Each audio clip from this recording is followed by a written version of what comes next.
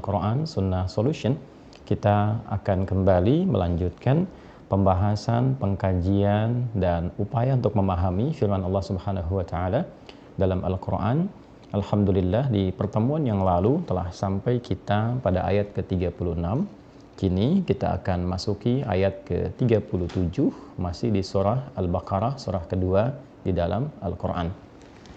Mengingat waktu kita cukup singkat menuju Isya, tadi mohon maaf kami ada penyesuaian kendala teknis sehingga kita memulai mendekat kepada Isya. Untuk itu kita ambil hikmah dan sisa waktu yang Allah berikan kepada kita untuk langsung saja membahas kajian dimaksud, dan silahkan fokuskan, disiapkan seperti biasa mushaf Al-Quran ataupun mungkin juga yang tersambung pada perangkat Anda di gadgetnya supaya kita memiliki keterhubungan yang baik dan mendapatkan keberkahan dari Al-Quran yang insya Allah kita akan bacakan bersama.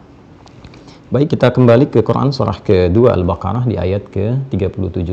Allah Subhanahu wa Ta'ala berfirman, A'udzu billahi minasyaitonir rajim. Bismillahirrahmanirrahim.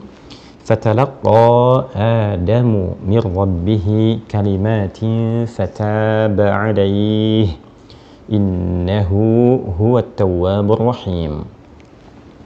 Fatalaqqa Adamu min rabbih, maka Adam mendapati dari Allah Subhanahu wa Ta'ala kalimatin, beberapa kalimat-kalimat yang mengajarkan bimbingan taubat kepadanya. Fataba alaihi, maka dengan mengambil dan mengamalkan kalimat-kalimat itu dengan sepenuh hati dan ketulusan, Allah Subhanahu wa Ta'ala menerima taubat beliau. Innahu huwat tawwabur rahim. Innahu, sungguh Allah itu, huwat tawwabur rahim, benar-benar maha menerima taubat yang dilakukan oleh hamba-hambanya dengan penuh kesungguhan. Ar-Rahim, maha dalam sayang dan kasihnya kepada setiap hambanya. Baik teman-teman, di pertemuan yang sebelumnya telah kita uraikan bahwa di ayat ke-35 dan 36 surah Al-Baqarah, Allah Subhanahu wa Ta'ala memberikan gambaran tentang kehidupan Nabi Adam dan istri beliau, ayah dan bunda kita semua, yaitu Nabi Adam dan Sayyidah Hawa alaihi wassalam, di dalam fase awal training pembekalan sebelum keduanya memulai tugas misi besar sebagai khalifah di bumi ini. Inni ja'ilun fil ardi khalifah, itu misi dasarnya disebutkan di Quran surah kedua ayat 30 dan telah kita tuntas uraikan itu semua.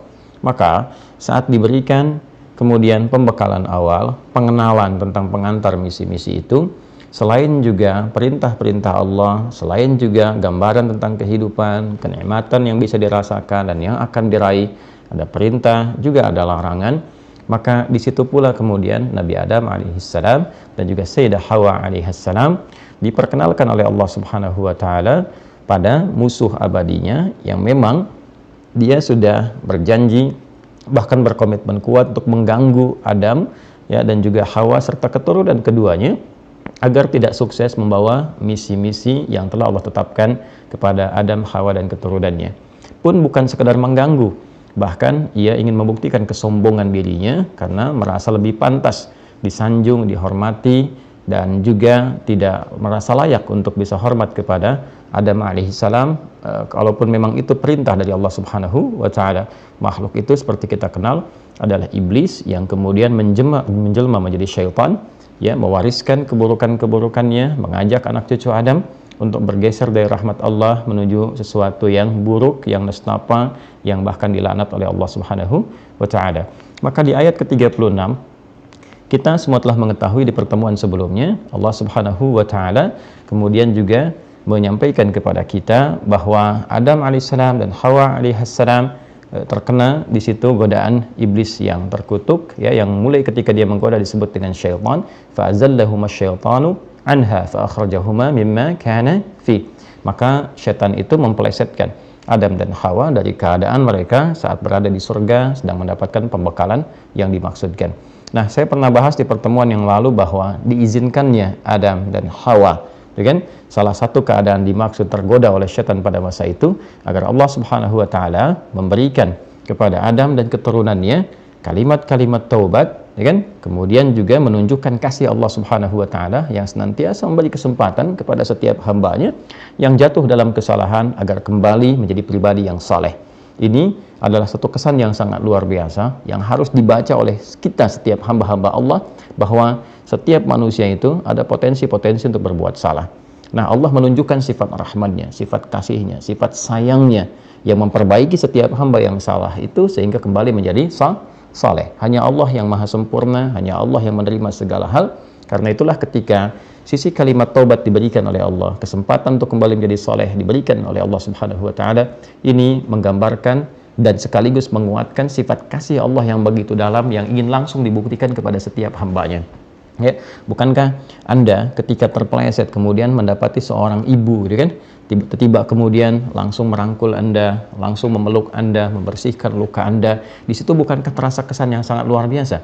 Bagaimana sayangnya, bagaimana perhatiannya. Padahal ibu itu sudah melarang Anda, jangan lewat situ ya nak ya, nanti kamu terpeleset. Tetapi kemudian sifat anak tetap ingin mencoba. Lalu ketika dia terpeleset, ibu tetap kemudian menyayanginya, kemudian memeluknya, kemudian juga membersihkan lukanya dan mengingatkan kembali, ibu sudah katakan tadi, jangan lewat situ, besok-besok kamu jangan lakukan lagi. Maka ketika respon pertama yang Anda dapati adalah kasih sayang, kemudian juga penerimaan yang baik dan nilai-nilai kemuliaan, karena ibu itu punya rahim ya di dalam diri beliau, yang di situ kemudian kita terkandung, kita terlahir dengan izin Allah Subhanahu wa taala, maka bukankah respon pertama yang kita dapati saat mendapati sikap demikian adalah kebaikan, kemuliaan, dan sifat kasih yang bertambah pada diri kita untuk semakin mencintai ibunda kita, itu kan? Maka bagaimana dengan Allah yang sejatinya sifat Rahman dan Rahim melekat kepadanya dan pemilik segalanya. Jadi ketika Allah menyampaikan kalimat-kalimat taubat, menyampaikan jalan-jalan untuk kembali, sesungguhnya Allah ingin menunjukkan sifat kasihnya yang begitu dalam, yang menginginkan setiap hamba itu selalu berada dalam kesolehan. Nah, itu yang harus ditangkap. Ya, jadi bukan sekedar kita mendapati bahwa oh ini ada taubat, ini ada jalan kembali, tidak. Taubat itu adalah jalan untuk kita merasakan kasih Allah Subhanahu wa taala, sehingga kita begitu menyadari besarnya Allah sayang kepada kita, ya kan? Betapa besarnya Allah cinta kepada kita. Itu poinnya. Nah, karena itulah Allah Maha mengetahui bahwa anak cucu Adam itu berpotensi juga akan terpeleset, ya.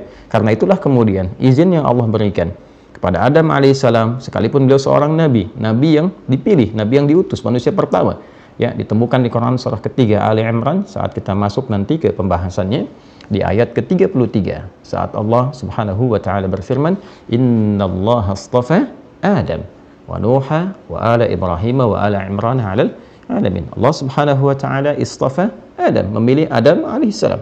Jadi Adam itu manusia terpilih, manusia pertama yang turun ke bumi, manusia yang dipilih oleh Allah Subhanahu wa taala menjadi nabi, membawa risalah untuk pribadinya, untuk keluarganya, untuk nanti diwariskan dan melahirkan umat-umat yang beraneka ragam bertebaran di muka bumi ini, seperti nanti kita akan bahas saat masuk surat An-Nisa ayat pertama atau surah ke-49 Al-Hujurat di ayat ke-13.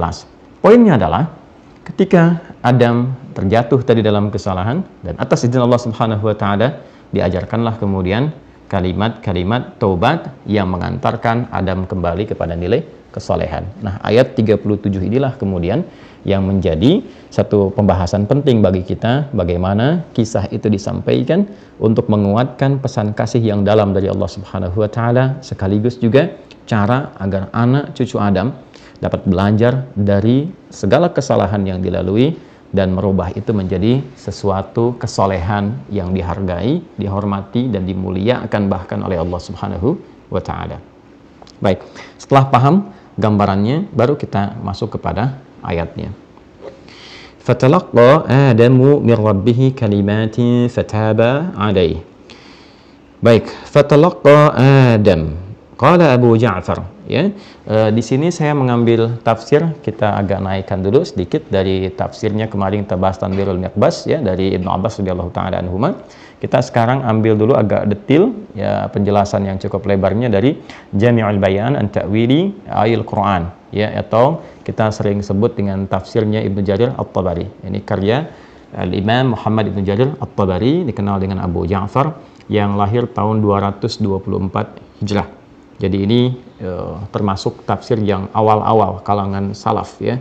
Salaf di generasi awal 2 sampai ke tahun 3 Hijrah. Jadi sekitar 200 masuk ke tahun 300 ya di periode Hijrah. Jadi ini termasuk tafsir yang awal-awal yang metodologinya menyampaikan urutan-urutan pembahasan itu menggunakan penjelasan riwayat. Jadi cukup detail. Kalau ada ayat Quran misalnya disampaikan, oh ini makna ini begini, riwayat pendukungnya, hadisnya misalnya begini, begini, begini, begini. Nah ini cukup baik menurut saya. Ya bagi ingin yang belajar tafsir Quran dengan Quran lagi, atau Quran dengan hadis, atau Quran dengan riwayat. Jadi ini termasuk kalangan tafsir bil ma'thur. Ya kalau Tanwirul Mikbas kan singkat padat ya, bagi orang yang ingin memahami makna Quran dengan singkat dan padat. Nah, ini gambarannya. Ya dari masa Ibnu Abbas radhiyallahu taala anhuma, beliau kan sahabat ya kan, turjumanul Quran, pakar bidang Quran yang langsung mendapatkan legalitas dari Nabi sallallahu alaihi wasallam. Ya di antara murid-muridnya nanti banyak gitu kan, yang dari mulai Ikrimah dan kemudian murid-murid lain, lalu melahirkan murid lainnya juga di kalangan tabi'in sampai kemudian kepada kita. Karena di era itu orang lebih mudah hafalan Qurannya, tahu bahasa Arab dengan cukup baik, karena itu tafsir itu nggak panjang-panjang. Ini maksudnya ini maksudnya ini ya. Tapi kemudian berlanjut ke generasi berikutnya, pemahaman juga tentang bahasa itu agak kurang. Setelah itu hafalan Qurannya juga tidak secakap orang-orang terdahulu. Ya, sehingga membutuhkan penjelasan lebih detail dengan riwayat-riwayat yang tersambung dan bersanad. Nah, itulah keunggulan di dalam Islam, punya riwayat itu yang terverifikasi dan transmisinya nyambung terus ya sampai ke Rasulullah sallallahu alaihi wasallam. Dan itu hebat. Pada sahih kemudian ada dhaif dibagi lagi misalnya ya, sampai kita mendapati turunan-turunan seperti ada hadis munkar, ada hadis matruk kemudian ya. Kemudian juga ada turunan berdasarkan sanad, apakah ini mu'dhal, apakah ini mu'an'an, ya apakah ini marfu' dan seterusnya, sampai kita temukan yang palsu yang disebut dengan maudhu'. Nah, setelah paham itu semua, yuk kita bacakan. Jadi saya ingin kita mengerti dulu corak tafsirnya kemana nih, sehingga kalau ngaji kita paham, oh ini kalau mau mendalami bahasa tafsirnya yang ini, kalau kita ingin bahas sosiologi tafsirnya yang ini, kalau kita ingin bahas riwayat tafsirnya yang ini, kalau ingin simple nah yang ini ya. Nanti metodologi Ibnu Abbas ini radhiyallahu taala anhuma akan ditiru kemudian misalnya dalam tafsir Al-Jalalain ya, di antara yang populer sekali di masyarakat ya, yang simple, gampang dan mudah untuk memahami keumuman makna Al-Qur'an. Bismillahirrahmanirrahim. Qala Abu Ja'far rahimahullahu taala, Imam Abu Ja'far yaitu Ibnu Jarir At-Tabari menyampaikan, amma ta'wilu qawlihi ta'ala fatalaqqa Adam. Adapun ta'wil ya, pendalaman makna dari firman Allah Subhanahu wa taala fatalaqqa Adam. Baik, di sini ini cukup menarik ya. Beliau tidak menggunakan istilah tafsir, tapi ta'wil. Nah, jadi saya seringkali menyampaikan di antara sekian banyak kitab-kitab tafsir yang isinya semua ta'wil dalam tanda petik ya, itu adalah tafsirnya Jami'ul Bayan atau tafsir Imam Ibnu Jarir At-Tabari ya. Ini cukup menarik sekali, ingin memberikan kesan bahwa ini bukan sekedar penjelasan tapi pendalaman, karena takwil itu maknanya lebih dalam dibandingkan dengan tafsir. Jadi beliau ingin menekankan bahwa di kitab saya ini saya bukan sekedar menyampaikan sebuah penjelasan, tapi pendalaman yang saya dalami, bukan sekedar penjelasannya, katanya, tapi sampai ke riwayatnya. Kurang lebih demikian ya. Allah taala a'lam bis-shawab. Amma ta'wilu qawlihi ta'ala, adapun yang dimaksud dengan pendalaman makna firman Allah Subhanahu wa taala fatalaqqa Adam, maka Adam bertalaqi, mengambil, mendapati ya, faqila, maka disebutkan makna dari fatalaqqa Adam itu innahu akhadha wa qabila, bahwa Adam itu akhadha, mengambil, wa qabila, dan menerima. Oke, jadi makna talaqqa ya kan, talaqqa itu bisa diartikan ya bukan sekedar menerima ya, tapi mendapati itu secara langsung. Makanya kita dengar istilah talaqi itu mendapatkan sesuatu secara langsung ya. Jadi kalau kita tarik ke dunia kita, misalnya murid dengan guru, walaisa kamitsli syai', nggak boleh diserupakan dengan Allah Subhanahu wa taala, karena tidak ada penyerupaan makhluk dengan Khaliq ya. Ini antara kita misalnya guru dengan murid, maka murid duduk lalu guru di situ misalnya menyampaikan sesuatu secara langsung ya, secara fisikal itu ada.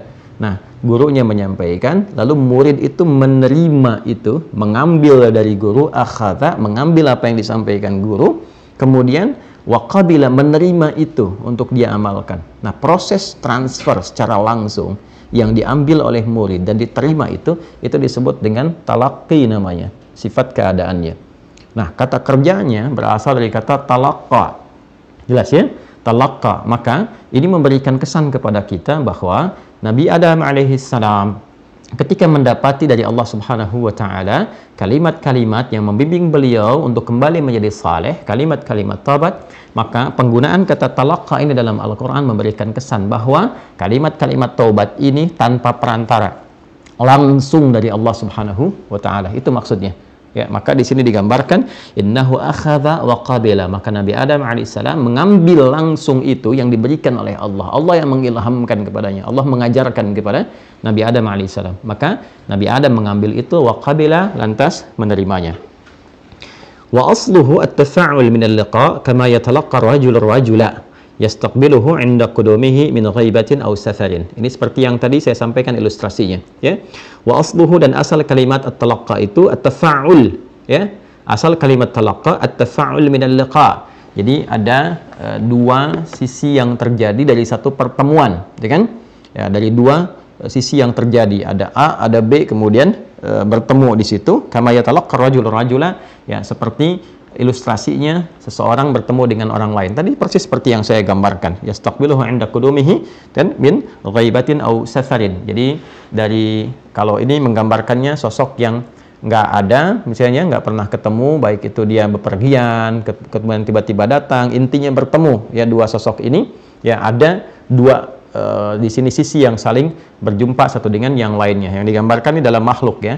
Tapi kalau kita tarik ini kepada pemaknaan Al-Quran, maksudnya di sini adalah Allah mengajarkan secara langsung kepada Nabi Adam alaihissalam tanpa perantara. Jelas ya?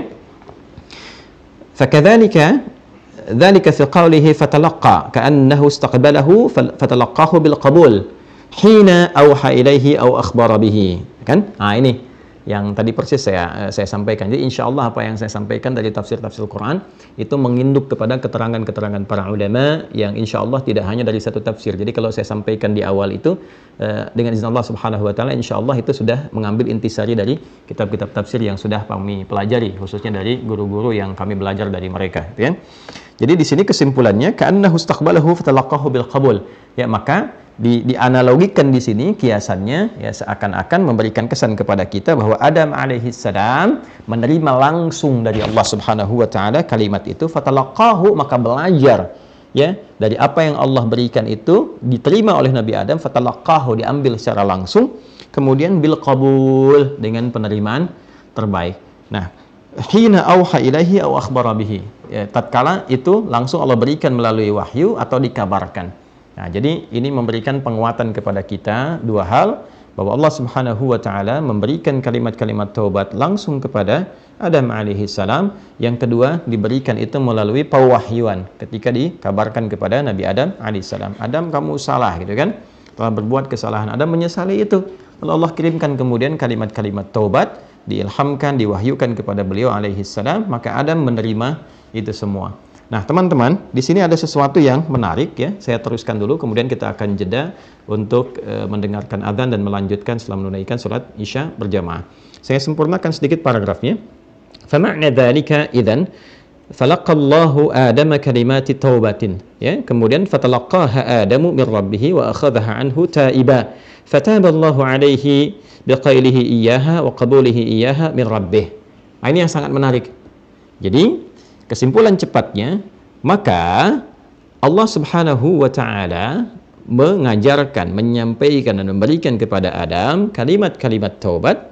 Fatalaqaha Adamu, maka Adam pun langsung menyambut itu, mengambilnya, mempelajarinya, kemudian juga mengamalkannya, min rabbihi, dari Rabbnya Allah Subhanahu wa taala, wa akhadha anhu taiba, dan mengiringi pengambilan itu dengan sifat-sifat taubat. Ini yang penting. Ya, mengiringi pengambilan itu dengan sifat-sifat taubat. Jadi bukan sekedar diambil, dibacain, nggak begitu. Ya, ada proses yang mengiringi itu taibah dengan proses taubat. Nah, proses inilah yang menjadikan kemudian fataballahu alaihi, maka Allah Subhanahu wa taala menerima taubatnya Adam alaihi salam biqailihi iyyaha wa qabulihi iyyaha min rabbih, ya, dengan semua penerimaan yang telah Allah dapati itu semua dari ya proses kesungguhan Adam alaihissalam untuk bertobat, baik itu menerima kalimat taubatnya ataupun juga dengan sungguh-sungguh mengamalkan itu seraya bertobat kepada Allah Subhanahu wa taala. Maka di sini kita akan temukan dua hal yang sangat penting yang menjadi pembeda antara manusia dengan setan, dan yang kedua menjadi sesuatu petunjuk yang sangat besar sekali yang menjadikan bisa seseorang itu terubah dirinya, atau kalimat cepatnya merubah seseorang dari pribadi yang salah menjadi pribadi yang soleh yang langsung diakui oleh Allah Subhanahu wa taala. Bagaimana penjelasan itu semua kita akan sambungkan setelah menunaikan sholat Isya berjamaah insyaallah. Jeda untuk menunaikan sholat Isya, dan setelah itu kita saling mendoakan, lalu kita menyambungkan kembali kajian kita insyaallah. Bismillahirrahmanirrahim. Kita telah mendapati penjelasan di Quran surah kedua Al-Baqarah ayat 37 sebagai pembuka tadi menjelang Isya, bahwa Allah Subhanahu wa taala mengajarkan kepada Nabi Adam alaihissalam kalimat-kalimat taubat, kalimat-kalimat yang mampu merubah keadaan hamba menjadi lebih baik, menghilangkan sifat-sifat salahnya dan mengganti menjadi pribadi yang lebih saleh. Pada pembuka di ayat 37 di surah kedua Al-Baqarah ini terdapat dua makna penting, dua penjelasan yang sangat penting bagi setiap kita insan beriman, yang dengan itu semua insya Allah kita akan paham tentang diri kita, paham tentang keadaan sekitaran kita, khususnya paham bagaimana mengatasi gangguan-gangguan setan yang senantiasa mencegah kita berbuat baik dan dekat dengan Allah Subhanahu wa taala. Baik, kita lanjutkan. Yang memiliki kitab ini berada di halaman ke-319 juz yang pertama, pembahasan surah ke-2 Al-Baqarah di ayat ke-37. Baik, falaqallahu Adama kalimati taubatin, ya maka Allah Subhanahu wa taala mengajarkan kepada Adam secara langsung kalimat-kalimat taubat. Fatalaqaha Adamu min rabbih wa akhadhaha anhu taiba. Maka Adam alaihissalam pun menerima, mengambil itu kalimat-kalimat taubat itu, ya, lalu mempraktikkan itu dengan penuh kesungguhan dan rasa taubat. Fataballahu alaihi, ya, maka Allah pun Subhanahu wa taala menerima taubatnya Adam alaihissalam biqaulihi iyyaha wa qabulihi iyyaha min rabbih, ya, karena Adam mampu mempraktikkan itu dan juga menerima dan mempraktikkan taubat yang dimaksudkan, ya, dengan sepenuh dan jiwa dan kesungguhan dirinya karena Allah Subhanahu wa taala. Baik, sebelum kita lanjutkan di detil kalimat apa yang dimaksudkan di sini, ya, apakah kemudian kalimat itu juga disajikan di dalam Al-Qur'an, ya, untuk kita bisa pelajari, untuk kita amalkan. Nah, sebelum ke pembahasan itu, kita akan ungkap dulu dua hal yang sangat penting yang menjadi spirit awal dari Quran surah kedua Al-Baqarah di ayat ke-37 ini. Teman-teman sekalian, turunnya kalimat-kalimat taubat yang Allah berikan kepada Adam alaihissalam, yang kelak juga akan dipelajari oleh anak cucu dan diamalkan, ya, oleh mereka semua termasuk kita saat ini, ada satu pokok pembahasan yang sangat penting yang membedakan manusia dari setan. Nah, ini tolong dicatat baik-baik dan saya akan coba uraikan dengan memberikan ilustrasi di papan tulis ini. Teman-teman sekalian, seperti kita ketahui saat kita membahas tentang perilaku setan di ayat 34 itu di surah Al-Baqarah, ya. Kalau kita ingin urutkan, di sini sebelah kanan kita tuliskan Adam, ya, alaihissalam. Kemudian kita berikan tanda kurung di sini manusia. Karena saat penciptaan Adam itu kan dilangsungkan, hal pertama yang Allah sebutkan di dalam Al-Quran itu kalimat sisi kemanusiaannya dengan menggunakan kata bashar, ya, ada di Quran surah ke-15 di surah Al-Hijr, ya kan, di ayat yang ke-28. Wa idh qala rabbuka lil malaikati inni khaliqun bashara, ya, ini disebut dengan bashar. Nah, ini saya tekankan sisi kemanusiaannya dulu. Kemudian saya berikan di sini dalilnya Quran surah ke-15 di ayat ke-28. Ya, nanti kata bashar ini kita akan temukan disebutkan sebanyak 35 kali dalam Al-Quran. Ya. Nanti ada sekali disebutkan dengan basyaraini, tapi bashar disebutkan 35 kali. Nah, ini sisi kemanusiaannya. Ini untuk membedakan dengan malaikat dan jin yang telah tercipta sebelumnya. Ya kan? malaikat sudah dicipta sebelumnya, jin juga sebelum manusia. Jadi kalau kita ngaji ayat ke-27-nya, kita temukan di situ tentang jin. Wal janna khalaqnahu min qablu min naris samum. Sedangkan jin, kalangan jin, ya, kata Allah, dengan keagunganku aku ciptakan sebelum manusia dari bahan yang berbeda, ya. Baik. Di sini ini Adam, sisi kemanusiaan. Kemudian di sini kita temukan setan. Itu untuk perbandingan, ya. Setan ini kan sifat penggodanya. Telah saya jelaskan, silahkan rujuk kembali di ayat 36 di episode yang lalu. Ini sifat penggoda. Ketika dia mulai memprovokasi anak cucu Adam, ya, bahkan memulai dengan Adam diprovokasi, maka yang disebutkan ini sifat penggodanya, syaitan. Ya kan? Kemudian merujuk kepada pribadinya, ya, kembali kepada dasar, ya, makhluk asalnya disebut dengan iblis. Ini. Jadi saat makhluk ini mulai menghadirkan kesombongan seperti pernah kita ulas, ya, keburukan untuk dirinya disebut dengan iblis, ya. Ini yang ini ditemukan di Quran surah kedua ayat 36, ya, kalimat setan pertama nih, ya. Nanti setan disebutkan sebanyak 88 kali dalam Al-Quran. Nanti lawannya malaikat, malaikat pun disebutkan sebanyak 88 kali. Nah, ini dasarnya ini iblis. Ya, kita temukan iblis ini di Quran surah ke-2 ayat 34 pertama kali disebutkan, ya. Wa idz qulna lil malaikati isjudu li adama fasajadu illa iblis. Baik, ya. Nah, iblis ini asalnya dari kalangan jin. Ya, asalnya dari kalangan jin yang menyimpang. Ini ditemukan di Quran surah ke-18 Al-Kahf ayat ke-50. Ya kan? Wa idz qulna lil malaikati isjudu li adama fasajadu illa iblis kana minal jinn, ya, kana minal jinni fafasaqa an amri rabbih. Jadi ini asalnya nih, jin yang menyimpang. Baik, ya. Kemudian secara singkat ini bermetamorfosa menjadi apa? Setan, ya kan? Ya, setan sang penggoda. Nah, yang ingin saya tekankan di sini, apa perbedaan dasar antara makhluk yang bernama manusia, dengan Adam, keturunannya sampai ke kita, dengan ini, jin, iblis, setan. Perbedaan pokoknya apa? Nah, di sini kita akan dapati sesuatu yang sangat penting. Adam, dengan sifat kemanusiaannya, ya, sekalipun nanti Adam punya sifat kenabian, karena Adam adalah nabi. Tapi saya turunkan yang pokoknya untuk menunjukkan sifat dasar kemanusiaannya. Jadi disebut manusia ini, yang membedakan dengan dia dengan setan, ini pokoknya, ya.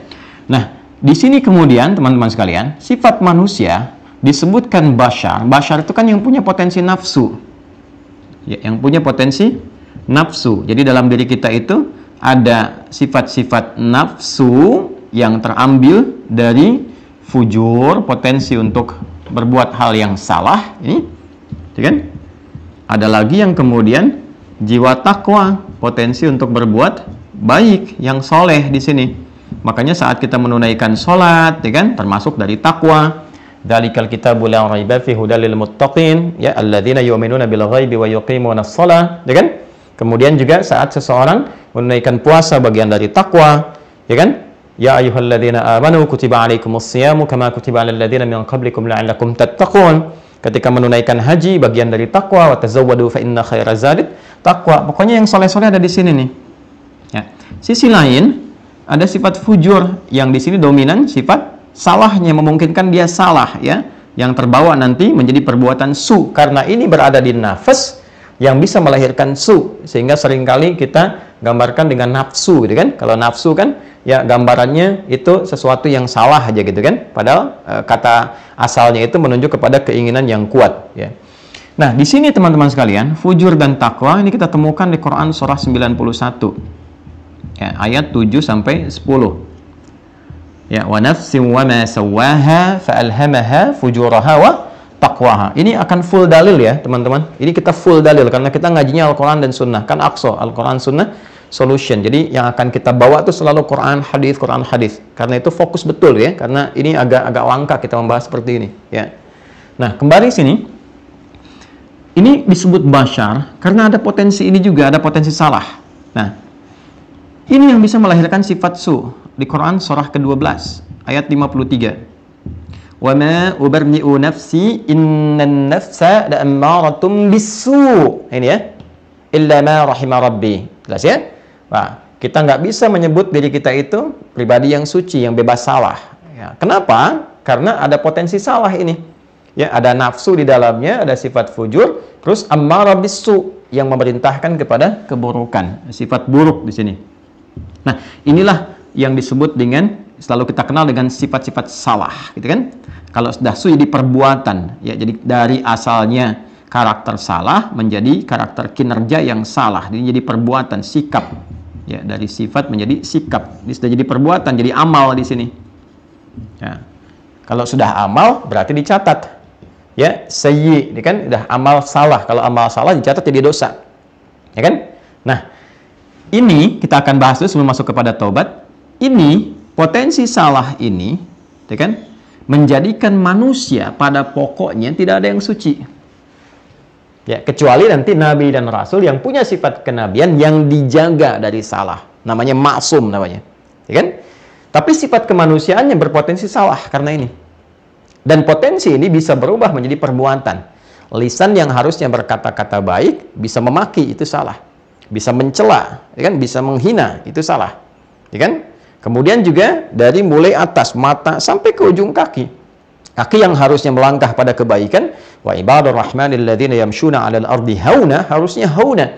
Tapi tiba-tiba yang harusnya tenang, menebar kebaikan jadi merusak, menendang sembarangan, melakukan perbuatan buruk. Jadi salah ini. Jelas ya? Nah, yang menarik apa? Ketika ia berbuat salah. Nah, ini ada fitrah kemanusiaan untuk menyadari kesalahan itu dan memperbaiki yang salah ini berubah menjadi saleh. Upaya untuk merubah salah menjadi soleh itu yang disebut dengan taubat namanya. Jelas ya?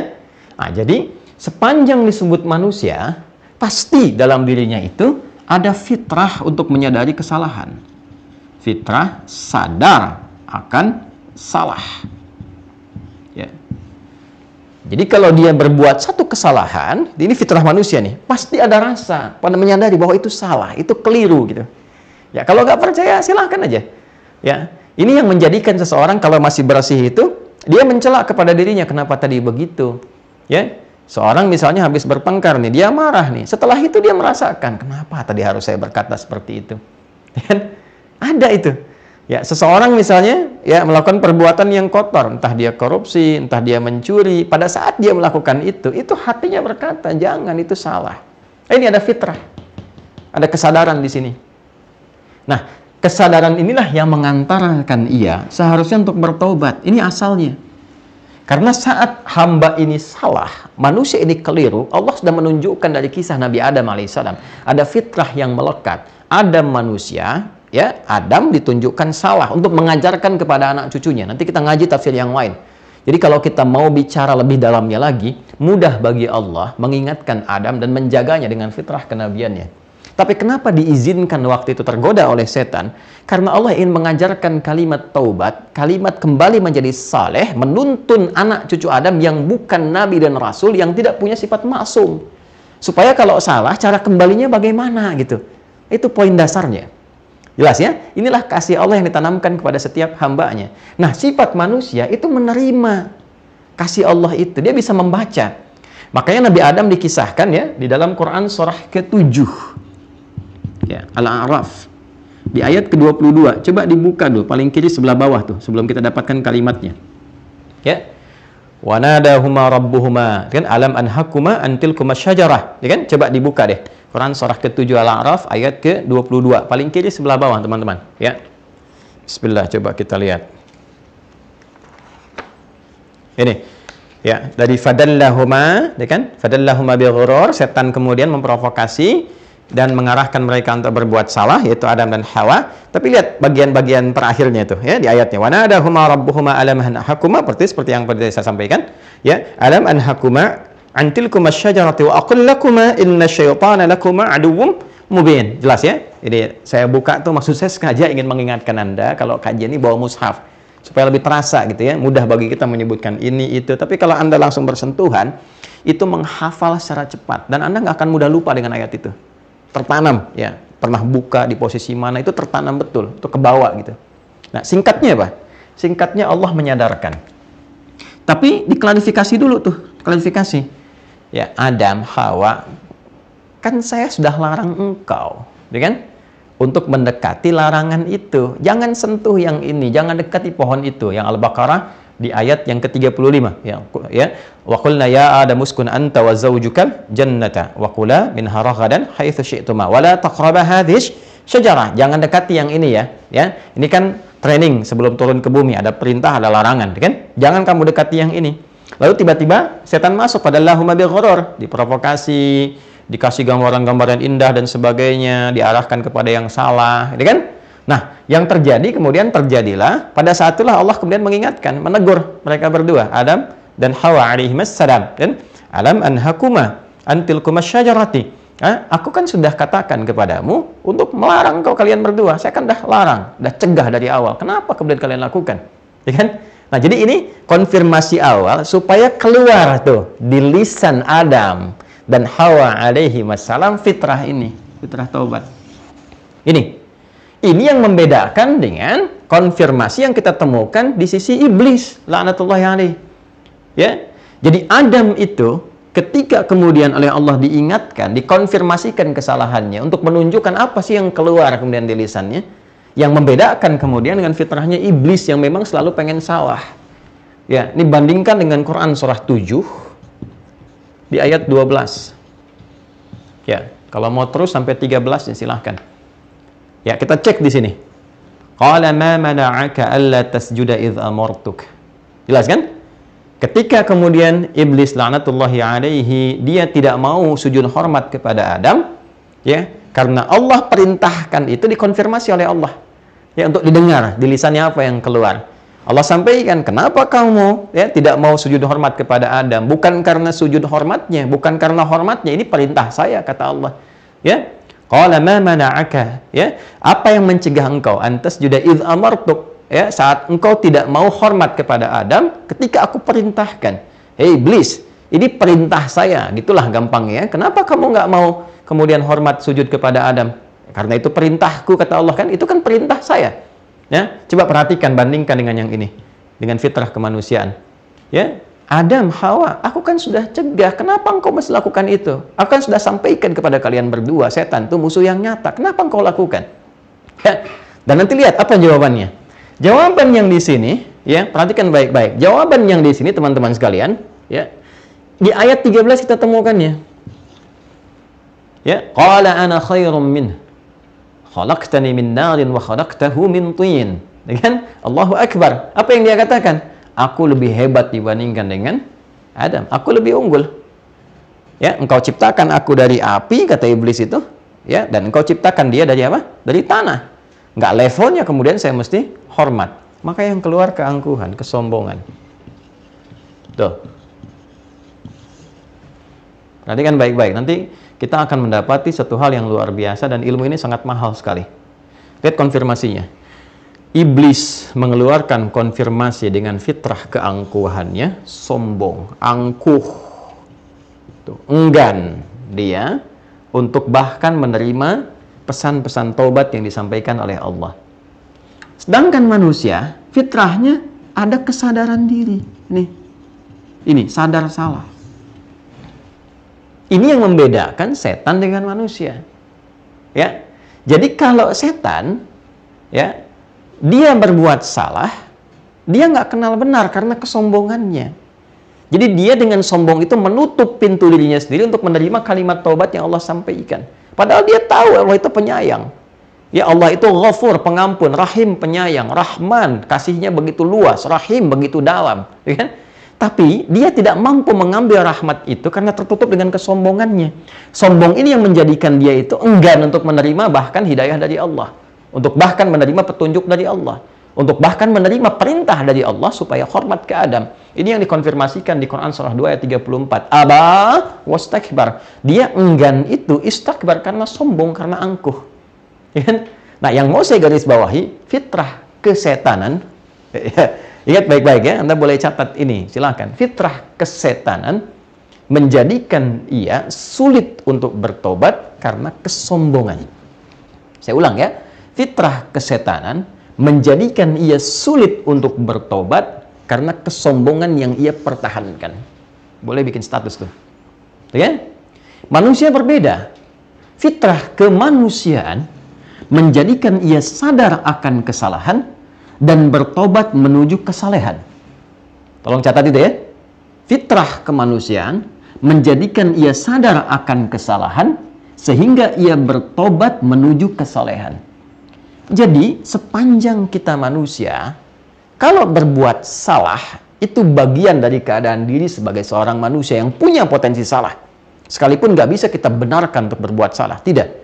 Tapi ada potensi untuk berbuat salah. Tapi sepanjang Anda manusia, saya manusia, kita manusia, saat salah itu pasti kita punya fitrah untuk bertobat. Itu poinnya. Jelas ya? Itu poinnya. Jadi fitrah ini yang mesti kita munculkan. Cuman setan yang saat salah nggak mau tobat. Jadi kalau ada ditemukan manusia yang saat berbuat salah, lantas kemudian dia sadar dan mau dia bertobat, itulah manusia sejati.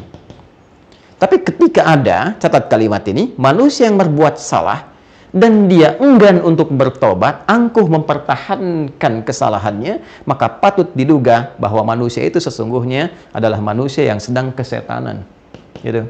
Artinya apa? Sedang terbawa, terprovokasi oleh fitrah-fitrah yang melekat kepada apa? Setan. Jadi ini bedanya. Ini bedanya. Ya. Jadi ini fitrah awal. Seapapun hebatnya dosa yang pernah diperbuat, sebesar apapun, selumur apapun, sehitam apapun, itu pasti ada titik dalam jiwanya yang akan menyentuh kesadaran berpikirnya. Apakah akan dipertahankan ini seperti ini? Apakah tidak ada masa untuk bisa kembali menjadi lebih baik? Nah, itu yang dimaksudkan dengan fitrah sadar salah itu. Kalau Anda sudah mendapati itu, cepat. Ya, cepat kembali. Ambil kalimat taubat itu. Karena pada saat itulah Allah sedang menanamkan kasih-Nya kepada kita sebelum ajal sampai ke tenggorokan. Itu poinnya. Ya, jadi kita mesti buktikan kepada Allah Subhanahu wa Ta'ala selama menjalani kehidupan ini bahwa kita itu manusia. Ini nggak akan hilang. Ya. Nah, inilah yang mendatangkan anugerah dari Allah Subhanahu wa Ta'ala. Begitu ini diambil, ya, kita mengambil ini. Berbuat salah misalnya kan, salah itu terjadi. Begitu terjadi, kita sadar, lantas kita memperbaiki itu dengan cepat, ya, dengan cepat. Segera kita kembali kepada Allah, segera kita bertobat kepada Allah. Itu saat masuk pada fase pengambilan taubat, cinta Allah turun. Ini nggak main-main. Yang Allah berikan cintanya. Cinta Allah. Saya naikkan ke atas. Dan ini mahal sekali. Ya, ini yang dimaksud di Quran. Surah kedua Al-Baqarah. Ayatnya 2 semua tuh. 222. 222. Ya. Lihat kalimatnya. Innallaha yuhibbut tawwabina. Ya wa yuhibbul mutatahhirin. Innallaha yuhibbut tawwabin. Sungguh Allah mencintai orang yang terus-menerus bertaubat. Tawab itu terus memperbaiki, terus memperbaiki. Ini menunjukkan kesan bahwa dalam perjuangan hidup itu nggak ada yang sempurna. Ya, kita berucap tuh. Saya aja berucap nih, bicara. Pasti ada salah bicaranya. Pasti itu. Nggak mungkin orang berucap benar terus tuh. Pasti ada salahnya. Ya, entah salah dalam menyampaikan mungkin apakah ayatnya, ataukah hadisnya, atau salah bicara sesuatu yang tidak pantas dikeluarkan, itu mungkin terjadi. Nah, sepanjang manusia ketika sadar, kadang Allah ingatkan lewat orang-orang sekitaran, ya, kalimatnya nggak enak untuk didengar, tidak pantas untuk diucapkan, kalimat yang kurang bagus. Sadar kita itu, kita perbaiki. Ya, saat memperbaiki itu dilakukan karena Allah berikan petunjuk itu, cinta Allah turun. Maka terjagalah lisan itu. Nah, bukti cinta itu kemudian kita dapati, kita punya kekuatan untuk menjaga kemudian apa yang pernah salah itu menjadi lebih soleh, lebih baik. Gitu. Ya, sama sampai ke ujung kaki, ke tangan, ke kaki. Nggak ada yang selamanya itu baik. Ya, teman-teman yang di rumah tangga, kita bawa babnya ke rumah tangga. Apakah akan mendapati selama suami sempurna? Ya, apakah istri akan mendapati selamanya suami itu sempurna? Mustahil. Pasti ada salahnya. Sepanjang dia manusia. Pasti ada salahnya. Istri juga begitu, nggak akan selamanya baik. Pasti ada salahnya di situ. Ya, karena itulah kemudian ketika menemukan hal-hal yang seperti itu, maka cari jalan untuk menyempurnakannya. Maka cinta Allah diturunkan. Saat cinta itu turun, itulah yang didapatkan samara. Ya, sakinah, mawaddah, dan rahmah. Ya, konsep yang tadi di rumah tangga ditarik ketemu Quran surah keempat, An-Nisa ayat 19. Ya kan? Fa in karihtumuhunna fa'asa an takrahu syai'a wa yaj'alallahu fihi khairan katsira. Lihat di ujungnya. Kalau engkau mendapati pasanganmu itu ada sesuatu yang kurang dan engkau nggak suka itu, ya kan? Jangan marah dulu. Ya, diam aja dulu, diam dulu, gitu kan? Tenang, supaya lebih jernih dalam berpikir. Setelah itu engkau kaji. Oh, engkau temukan, disitulah ketika engkau ketemukan kekurangan di pasanganmu, itulah hikmahnya Allah kirimkan engkau untuk menyempurnakannya. Itu kan? Jelas ya? Baik, ini gambarannya teman-teman sekalian. Baik. Nah, ini sesuatu yang sangat mahal. Nah, ketika ini diambil, ada pahala. Nah, jadi konsep pahala itu jangan digambarkan kepada perbuatan ma'ruf saja. Ya, hal-hal yang positif, yang sholat, yang puasa, yang zakat, ngaji Quran, tapi meninggalkan maksiat pun itu ada pahalanya. Meninggalkan salah untuk mengambil soleh itu ada pahalanya. Dan menariknya, itu masuk dalam perbuatan hasanah juga. Ya, jadi hasanah itu sifat baik yang punya nilai pahala, ya kan? Sifat baik yang punya nilai pahala itu dibagi dua. Ada yang sifatnya amar ma'ruf, ada yang sifatnya nahi mungkar. Ya, ketika Anda sholat itu amar ma'ruf. Ketika Anda meninggalkan maksiat itu nahi mungkar. Ya, contoh misalnya kan, ada orang berbuat salah nih. Ketika berbuat salah dia pengen taubat, datang ke Nabi sallallahu alaihi wasallam. Saat akan tiba waktunya salat, maka Nabi tahan dulu, kita salat dulu. Begitu salat, dia datang lagi mengkonfirmasi. Nabi katakan taubatmu sudah diterima, engkau tadi salat. Ya, ketika dia salat itu sedang memanjatkan permohonan taubatnya. Ya, itu diterima, dikonfirmasikan oleh Allah dengan turunnya Quran surah ke-11 Hud ayat 114. Aqimis salata tarafain nahar wa zulafan minal lail innal hasanati yudhibnas sayyi'at. So, perbuatannya sayyi, sifatnya jamaknya sayyiat. Ya, ketika Allah turunkan kata hasanah di situ, Allah katakan perbuatan baik itu yang merubah seseorang dari salah menjadi pribadi lebih soleh, itu melahirkan hasanah, itu ada pahalanya dan menggugurkan dosa-dosanya. Anda bayangkan nggak dengan taubat itu, salahnya gugur, dosanya gugur, terus dapat pahala di situ, pahala datang. Ya, berapa nilai pahalanya? 10. Oke, 10. Dari mana konfirmasinya? Quran surah yang ke-6 ayat 160. Man jaa'a bil hasanati falahu asyru amsalihha. Siapa mempraktikkan, mengerjakan satu perbuatan baik yang punya nilai kebaikan di sisi Allah, dia dapat 10 pahalanya. Ini perhatikan, ini bukan ilmu tak-atik ya, tapi begitu kuatnya kesesuaian dengan lafaz-lafaz dan penempatan ayat-ayat Al-Qur'an. Jadi kita itu saat meninggalkan perbuatan buruk, untuk membedakan fitrah manusia kita dengan setan, Allah berikan 10 poin kebaikan. Jangan dihitung 1, 2, 3, 4 begitu. Jarak 1 ke 2, 3 ke 4 itu begitu mahal. Analoginya kita ke masjid saja baru nyampe udah 25. Jarak 1 ke 2-nya 500 tahun. 2 ke 3 500 tahun. Coba lihat ini. Lihat baik-baik ya. Fokus baik-baik. Fitrah manusia, Quran surah 7 ayat 22. Ketika salah, diingatkan, dikonfirmasi, dia bertekad menjadi saleh. Setan, Quran surah 7 ayat 12. Lihat baik-baik. Ketika dikonfirmasi, diingatkan, dia angkuh. Konfirmasi keangkuhannya ayat 13. Ini konfirmasi kesolehan manusia ayat 23. Perhatikan baik-baik. 22 kurangi 12, bukankah 10? Konfirmasi, 23 kurangi 13, bukankah 10? Ketika ini sifat-sifat setan bisa ditinggalkan. Sifat setan kan salah. Menjadi soleh, Allah berikan 10 poin. Konfirmasi Quran surah 6 ayat 160. Ini mahal ilmunya. Ya, Anda hanya bisa dapati ketika kita berusaha untuk mengkaji, menggali, ikhlas, belajar dari guru-guru yang saleh, ya, yang dalam ilmunya. Bukan cuma pintar, tapi saleh. Kita akan merasakan kenikmatan Allah yang sangat luar biasa. Betapa Allah sayang dengan kita. Ya, betapa Allah sayang dengan kita. Kalau sudah paham ini, baru kita belajar kalimatnya. Ngerti dulu ini. Ya, saya ingin tanamkan bahwa nggak ada manusia sempurna. Tolong sampaikan, ya, atau tebarkan apa yang saya sampaikan di malam hari ini, risalah yang kita ajarkan dari Quran kepada setiap insan beriman, ya, para pelaku maksiat, atau bahkan mudah-mudahan ceramah saya ini sampai ke lapas-lapas dan sebagainya. Anda yang terjebak dalam kesalahan, yang sekarang Allah isolasi supaya menjadi lebih baik, makanya di lapas ada masjid, kadang-kadang datang ustadznya dan sebagainya. Saking sayangnya Allah, diberikan jalan untuk kembali. Kurang apa lagi gitu kan? Anda yang berada di luar, yang mungkin masih Allah beri kesempatan untuk bertobat, memperbaiki, tidak ditampakkan aibnya di hadapan banyak orang. Saking sayangnya Allah kepada kita. Kurang apa lagi? Kan? Nah, ditanamkanlah kepada diri kita ada kesadaran. Setiap kita Setiap manusia pasti ada salahnya, nggak ada yang sempurna. Dan sebaik-baiknya orang salah itu adalah orang yang mau bertobat untuk menjadi saleh. Allah aja masih memberi kesempatan, itu kan? Dengan sifat sayangnya. Maka kita sebagai manusia mesti meneladani ini. Kita menebarkan nilai kebaikan ini supaya semua menjadi baik. Kan yang kita inginkan semua jadi baik. Ya.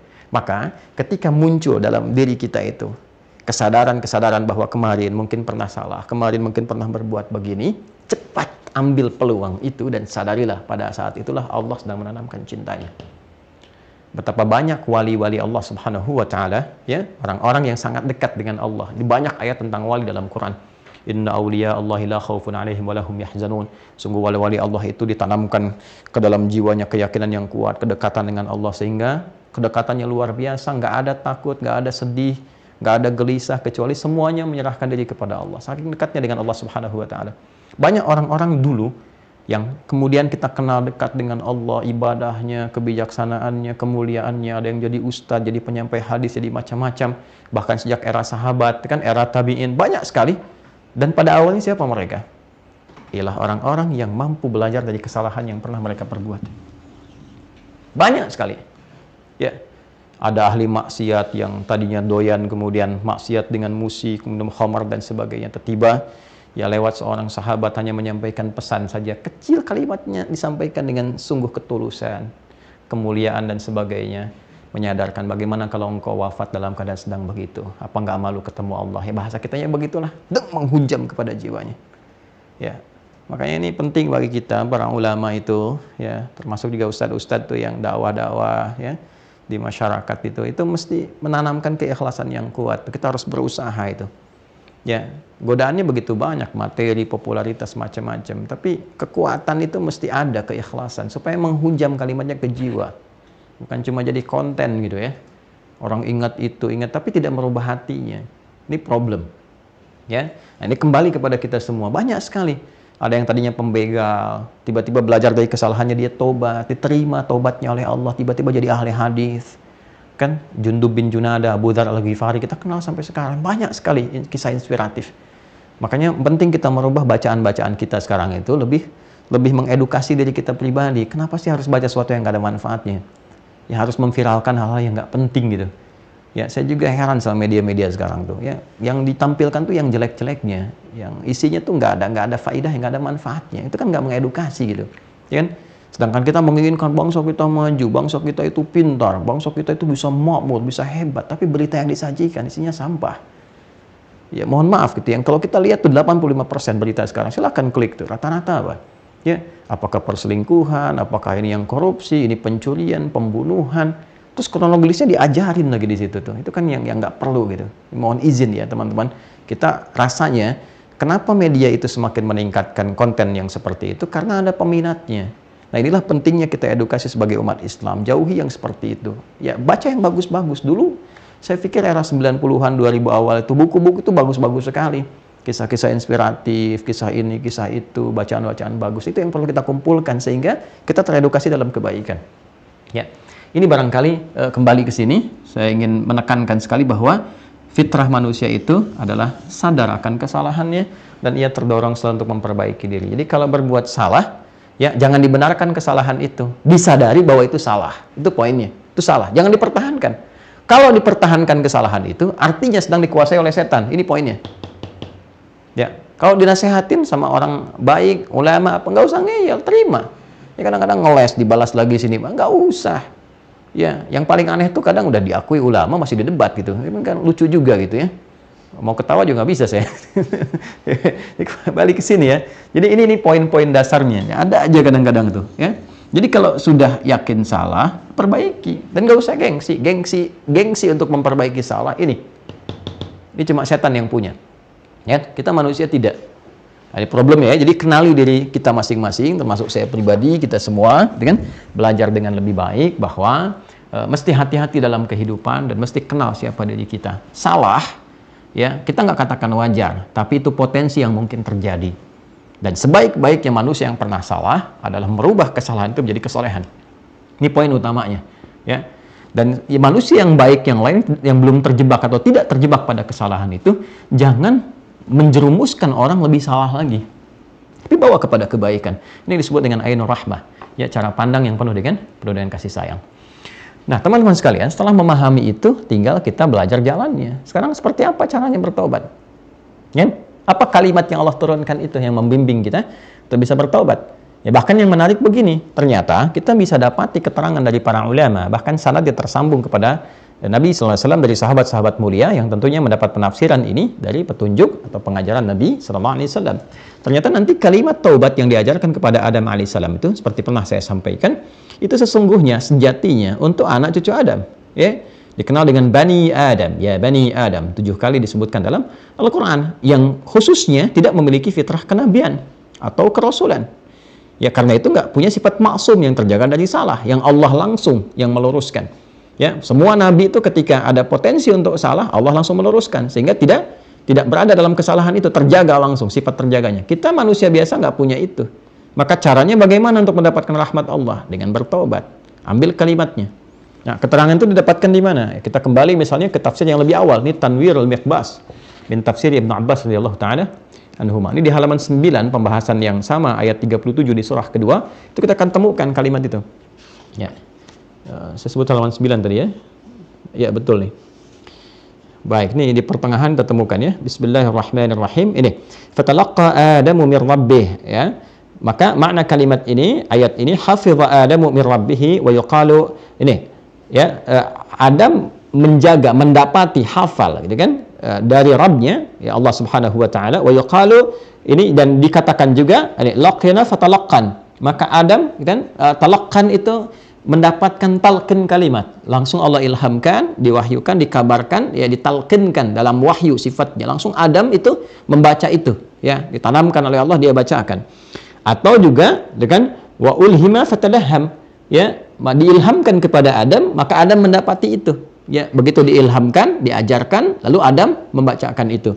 Nah, yang menarik kalimatin, kan? Likai takuna sababan lahu wa li auladihi ila taubah. Ini poinnya. Nah, ini yang tafsir Tanwirul Miqbas. Kan? Likai takuna, agar kalimat-kalimat taubat itu sababan lahu, menjadi sebab, ya, untuk Adam alaihissalam, wa li auladihi, dan juga untuk anak keturunannya. Ini poinnya, wali auladihi, untuk anak keturunannya, ila taubah, sebab untuk mengantarkan mereka bertaubat ketika terjadi kesalahan. Ini ya, jadi sanad yang tadi saya sampaikan tersambung ke sini, dokumentasinya ada di sini ya. Nah, sekarang kalimatnya apa ya, yang diajarkan oleh Allah Subhanahu wa taala kepada Adam itu, ini adalah kalimat-kalimat umum taubat. Ya, saya katakan kalimat umum taubat itu maksudnya apa? Kalimat yang mencakup keseluruhan perbuatan-perbuatan salah yang pernah dilakukan seorang hamba, lantas kita menyadari itu salah, kembali, jalan kembalinya apa? Ada jalan pembuka. Ya, jalan kembalinya bagaimana gitu kan? Nah, ini Allah sampaikan kalimat-kalimat diajarkan kepada Adam alaihissalam. Kita teruskan dulu ngajinya, ya, kembali ke tafsir ini, Ibnu Jarir At-Tabari. Baik, kita dapati dulu riwayatnya ya. Ini di riwayat nomor 774. Jadi di sini bagusnya beberapa tafsiran itu dari ayat nanti keluar. Ya, ini riwayatnya yang tersambung terus ke Nabi, tersambung ke sahabat dan sebagainya sebagai penafsiran. Lalu dirinci penomoran. Nomor 1, nomor 2, nomor 3, sehingga nanti mudah bagi kita untuk mengonfirmasi kalau kita ingin mengetahui kembali ya di mana posisinya gitu.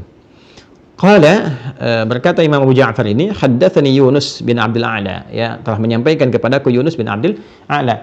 Penting digarisbawahi, ini Abu Ja'far Muhammad bin Jarir At-Tabari ini selain penafsir, beliau juga periwayat hadis. Beliau juga ahli sejarah. Nah, jadi ada kitab sejarah yang tersambung kepada beliau. Jadi beliau ini seorang sejarawan, ya, seorang ahli hadis juga periwayat, juga seorang apalagi satu lagi yaitu ahli Al-Qur'an, dan karyanya banyak sekali. Ya. Haddatsani Yunus bin Abdul A'la, beliau menyampaikan bahwa Yunus bin Abdul A'la telah mengatakan kepadaku, qala akhbarana Ibnu Wahhab. Kemudian juga Yunus bin Abdul A'la menyampaikan, telah mengabarkan kepadaku Ibnu Wahhab, qala Ibnu Zaid fi qawlihi, Ibnu Zaid menyampaikan. Nah, ini jadi bukan pendapat sendiri. Ini yang saya sering kali katakan, dalam Islam itu ilmunya itu terkonfirmasi bersanad.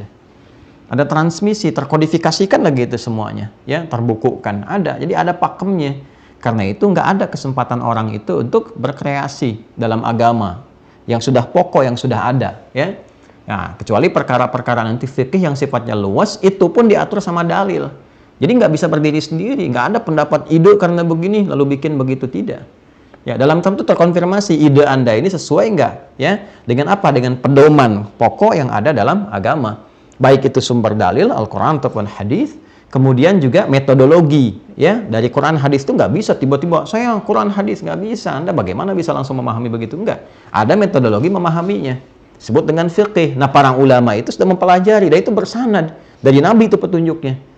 Ya, oleh Nabi diajarkan kepada para ulama di kalangan sahabat, nanti ulama kalangan sahabat mewariskan itu pada generasi seterusnya. Generasi itu menjaga lagi, diwariskan lagi. Nah, pakem ini yang terjaga sampai sekarang. Sehingga agama itu bersih, orisinal. Dia terjaga keotentikannya, otentisitasnya luar biasa. Islam itu sangat luar biasa, jelas sekali, gak bisa kita keluar macam-macam. Makanya, semua tuntunan di ibadah kita itu terukur dan teratur. Silahkan cek. Nih, bangun dari tidur doanya bisa sama. Coba lihat ya, bangun dari tidur berdoa sama. Mau tidur juga sama, terkonfirmasi. Dan riwayatnya dicari sama tuh ke atas sih. Dari cara bangun tidur bagaimana, apa yang dibacakan. Apalagi pada yang pokok-pokok, sholat. Dari awal, takbir sampai dengan salam. Jelas runtutannya. Ya, sehingga sulit kita dapati potensi perbedaan. Ya, perbedaan-perbedaan di luar yang ditunjukkan oleh dalil. Ya, kecuali kalau ada dalil menunjukkan boleh misalnya sujud dengan telapak tangan, boleh dengan lutut. Itu bukan perbedaan namanya, itu keragaman yang sudah ada dalam dalilnya. Di luar ini itu yang beda. Paham ya? Nah, jadi ada ketentuan yang sangat luar biasa. Baik, dari konfirmasi jalur sanad ini mengatakan, qala Ibnu Zaid mengatakan fi qaulihi dalam firman Allah Subhanahu wa taala, fatalaqqa Adamu min rabbih kalimatin. Adam menerima, bertalaqi, mendapati dari Allah Subhanahu wa taala kalimat-kalimat taubat, al-ayat dan seterusnya ayat. Qala, beliau menyampaikan, laqahuma hadhil ayat. Ya, bahwa Allah menyampaikan kepada Adam dan Hawa itu ayat berikut ini. Apa ayatnya? Bismillahirrahmanirrahim. Qala, Adam dan Hawa kemudian memohon ampunan, mohon taubat kepada Allah dengan mengatakan, Rabbana zalamna anfusana wa illam taghfir lana wa tarhamna lanakunanna minal khasirin. Quran surah keberapa? 7 Al-A'raf. Ayat keberapa? 23. Tuh yang tadi saya tuliskan. Balik. Ya? Masih ingat nggak teman-teman waktu saya tuliskan tadi? Ya kan? Konfirmasi dari Allah kepada Adam alaihissalam dan Hawa alaihissalam di ayat 22, kenapa kamu lakukan ini padahal sudah saya cegah sebelumnya? Alam anhakuma, ya kan? Antilkuma syajarati, aku kan sudah cegah engkau dari awal, jangan dekati itu, aku larang engkau, kenapa engkau lakukan? Itu konfirmasinya. Lalu karena sadar, ya kan? Sadar salah, coba ikuti ya, ikuti ini gerak saya nih, kamera sesuaikan ya supaya teman-teman pemirsa bisa melihat alurnya. Saya tidak merubah apapun ya, lihat sini, spidolnya tertutup tuh. Ini konfirmasi ayat 22 nih. Lalu muncullah kesadaran, sadar salah fitrahnya. Ini saya tulis 23 dari tadi tuh. Ini. Ya kan? Di 23 ini kemudian mereka bertobat. Ketika sadar ada kesalahan, dibimbing oleh Allah, keluarlah kalimat taubat. Ya, jadi kalau seorang manusia, seorang hamba berbuat salah dan dia menyadari itu, nah, ketika seseorang mengaktifkan, ya kan? Turn on, dia on-kan, dia aktifkan sifat fitrah sadar salahnya, maka Allah pun dengan keadilannya membimbing ia bagaimana cara ia bertobatnya. Terus sudah jalan tuh. Jadi kalau seseorang sadar salah, ingin bertobat, pasti Allah bimbing. Ini yang dimaksud Quran surah ke-29 Al-Ankabut di ayat terakhir itu. Walladzina jahadu fina lanahdiyannahum subulana. Orang-orang yang sungguh-sungguh, yang serius, pengen kembali kepada kami, berjuang di jalan kami. Di situ ada poin amar ma'ruf, ada poin nahi mungkar. Yang nahi mungkarnya dia pengen balik lagi kepada Allah, ingin dekat, ingin memperbaiki. Lanahdiyannahum subulana. Kami akan bimbing dia. Kami tunjukkan jalan. Menemukan guru yang baik, tiba Anda lihat YouTube, kebukanya ceramah, gitu kan? Kebukanya sesuai dengan persoalan Anda, itu solusi. Bukan tiba begitu saja.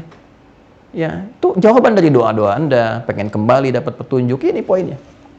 Ya kan? Nah, kalau kita kembalikan ke sini, doanya memang viral.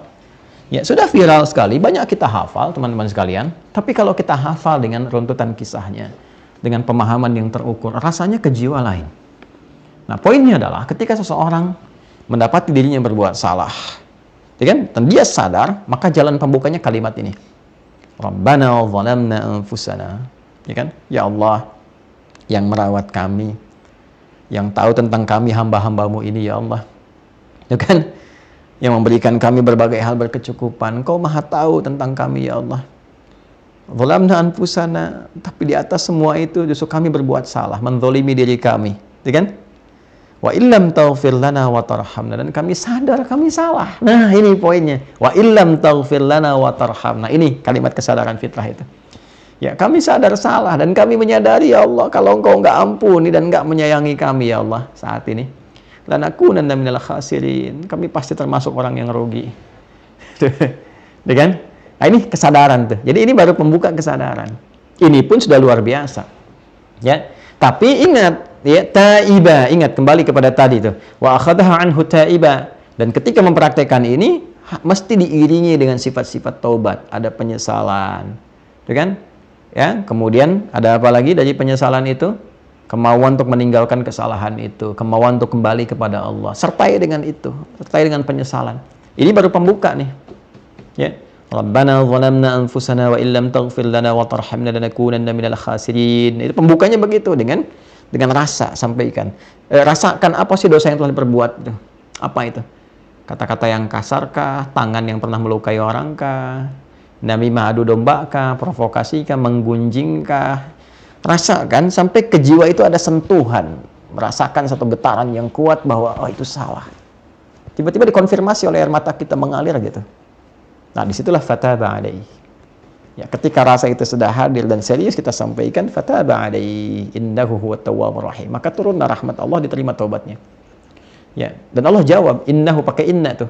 Ya, harfu nasbin wa taukidin tansibul isma wa tarfa'ul khabara mabniyun 'alal fathi la mahalla lahu min al-i'rabi. Ya, itu pun kalau belajar i'rab itu luar biasa maknanya.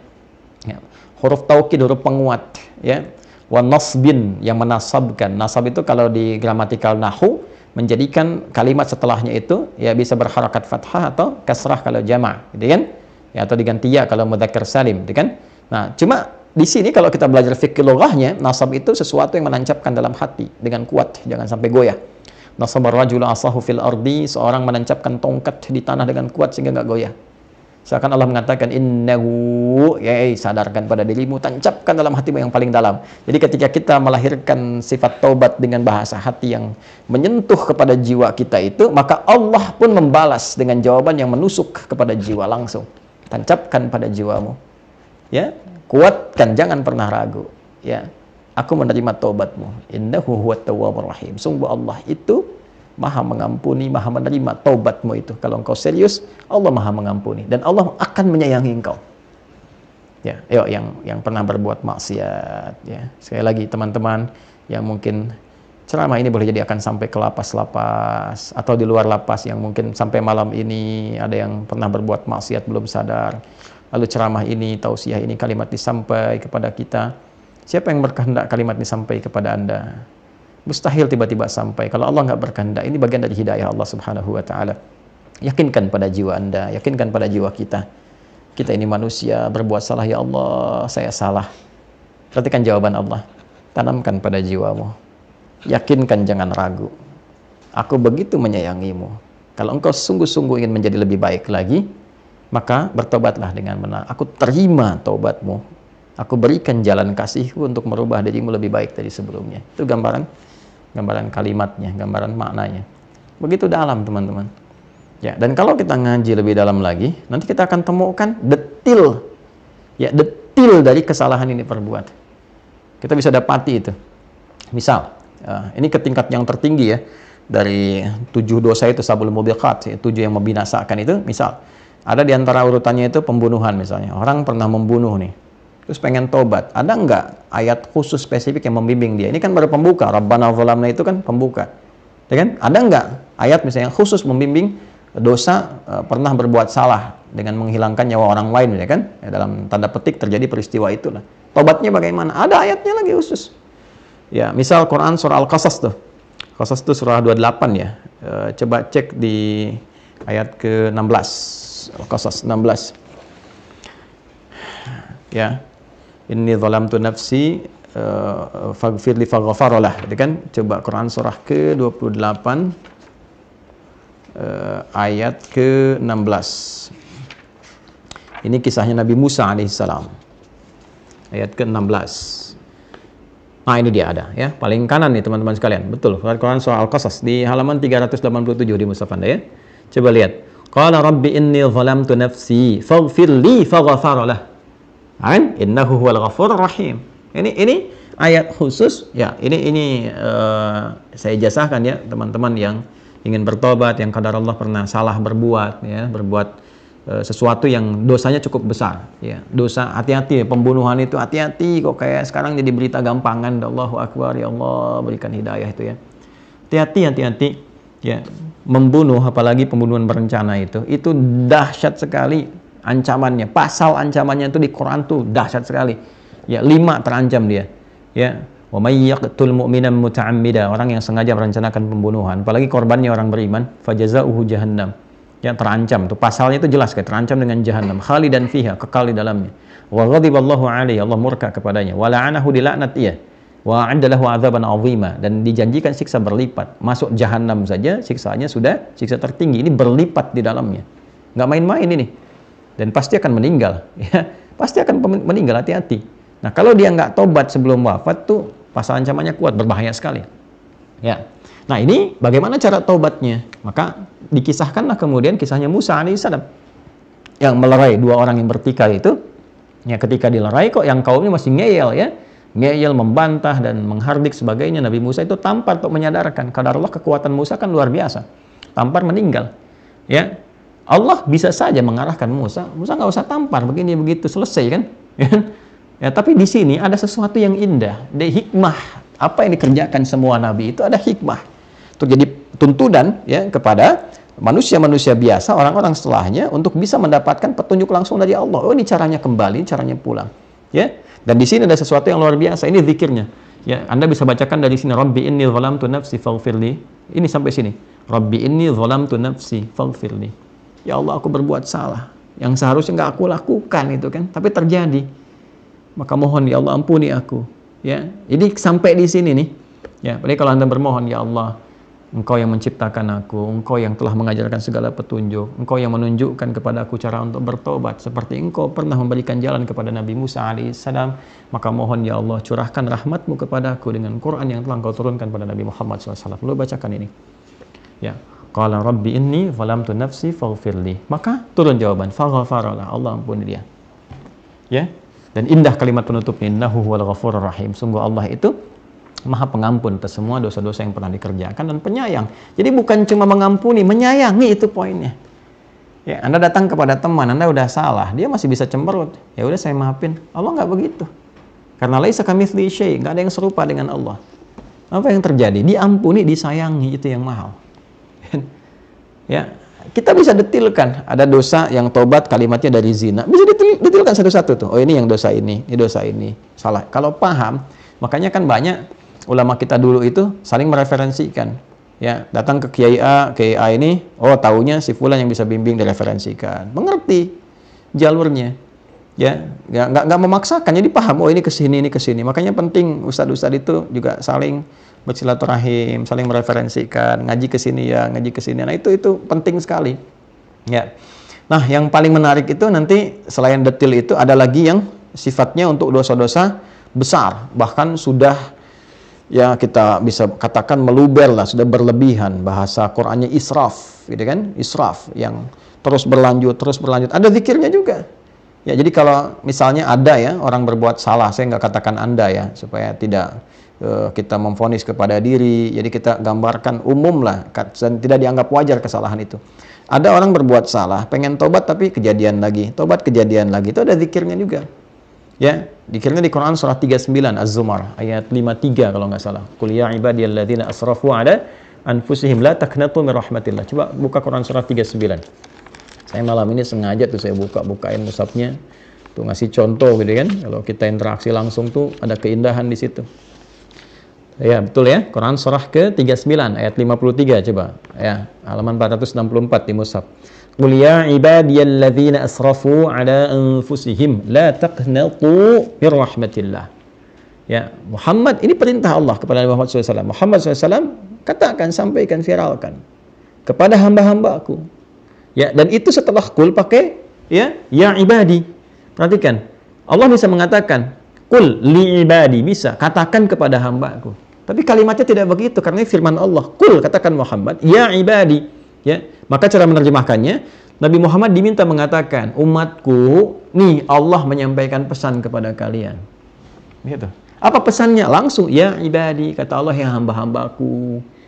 Ya, siapa hamba-hamba Allah maksud di sini? Alladzina asrafu ala anfusihim. Orang-orang yang pernah berlumur dosa. Gitu. Banyak dosa pernah dikerjakan. Atau dia mencoba bertobat, salah lagi. Ini, la taqnatu min rahmatillah. Jangan putus asa dari rahmat Allah. Jadi kalau kita ingin merubah diri, belum langsung seketika terjadi, ya terus lakukan lagi.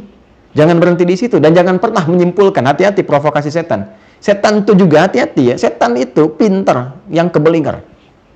Ya, makhluk pinter yang kebelinger. Dia nggak akan diam tuh. Dia akan terus goda. Jadi begitu Anda bertobat, didorong terjadi lagi. Salah satu was-wasnya, provokasinya adalah, ya udah kamu memang bakatnya berbuat maksiat, percuma taubat juga, hati-hati tuh.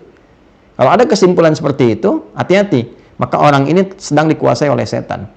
Ya, Allah memberikan petunjuk, kamu jangan menyimpulkan bahwa kamu nggak diterima taubat. Terus lagi, sampai membangun kesadaran pada dirimu. Ya, semakin kuat lagi, gitu kan?